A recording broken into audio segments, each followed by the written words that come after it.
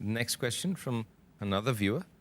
Some Muslims are extremely rich and have several huge companies and factories and such like.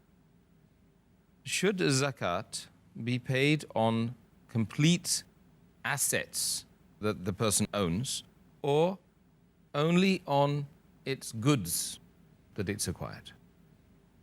Again, the same difference of opinion. The normal ruling is that you pay zakat on the merchandise and goods of trade, what you buy and sell. But the place where your business is, it's free from zakat. You may have vehicle which you use for transportation, that's free from zakat. But only on the goods and merchandise you pay zakat. But this example is again of a very rich Muslim who has many companies, many factories, maybe costing millions of dollars. Should he pay zakat only on the goods or on the full assets? Again, the same group of scholars say that since he's excessively rich and the company is very big, and normally what rich people do, that they have one company, whatever profit they get, no one stores it in the house. He won't keep it in the lock and key. He won't buy gold and keep it. He'll buy one more factory. That's an investment. So a person who has few factories, who makes millions of dollars a month, the moment he gets it, within a few months, he invests. He opens one more factory. Then he earns more, he opens one more factory. So if he has to pay only on the goods per se, the stock will be a very small amount. But the cost of the factory will run into hundreds of millions of dollars. So I agree again with the same group of scholars who say that if a person owns many factories, so zakat should be paid on the complete asset of the factory, including the land. Our beloved Prophet Muhammad further said, it's mentioned in Sahih Bukhari, volume number 7, hadith number 5672.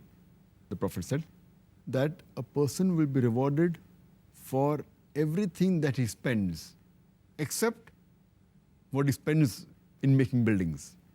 So making buildings and all these big things. And further it's mentioned in Sahih Bukhari, volume number 4, hadith number 3185.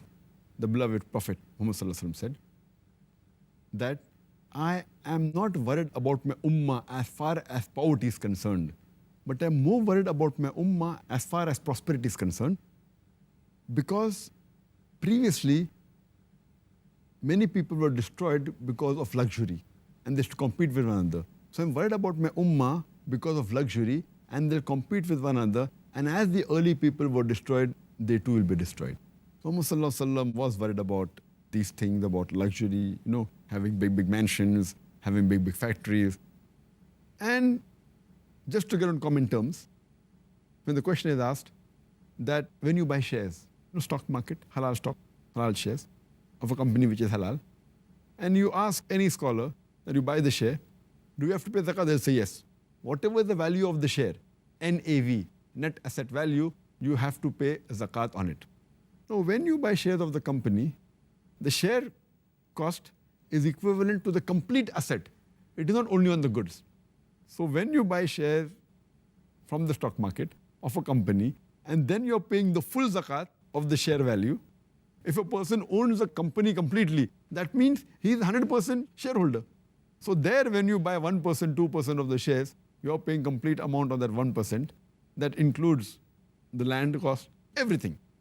So here why, when you own it completely, you only need to pay on the goods. So here, agreed, it becomes the difference. So in share that you have to pay on the net asset value. I believe in the company, you have to pay for the complete net asset value. And inshallah, that will increase the wealth of that rich man and will purify his wealth, inshallah. So the best thing is that, as Allah says in Surah Tawbah, chapter 9, verse number 34-35, that hoard not gold and silver. There are people who hoard gold and silver and spend it not in the way of Allah subhanahu wa ta'ala. Give not zakat on it. Announce to them a grievous penalty where heat will be produced from the fire of hell, from the wealth they possess, and they'll be branded with it on the head, on the flanks and the back, and be told to them that taste is the wealth which you hoarded. So therefore I'm of the opinion that zakat should be given, even if it's a big mansion, even though you're living in it, give zakat. If you have multiple houses, give zakat. If you own land, even given on rent, give zakat on it. if you own factories, give zakat. As a general rule, if the person is really very rich, he should give zakat on everything. I know that the basic necessity need not be given zakat, but it's safe for the akhirah that he gives zakat on the possession of the factory and everything, so that it is safe and is free from the fire of